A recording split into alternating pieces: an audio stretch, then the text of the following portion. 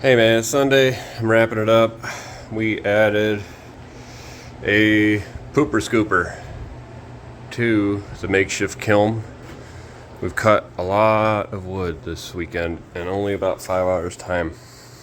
And Candy helped me stack.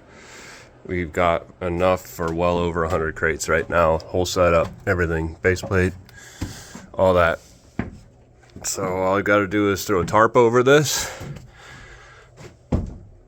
And we've got all this. So the wood burner pooper scoop goes up to the high induction fan pooper scoop, and that's going to jet it all through the boards. But I'm going to throw a tarp over it and let it sit for a couple weeks, and we've got it. Cat's in the bag. Okay, there it is, all set up. Fans pumping, everything's tarped up, and the exhaust is out there. Let that open. It's flowing a lot of air through it, a lot of hot, dry air. That's the kiln.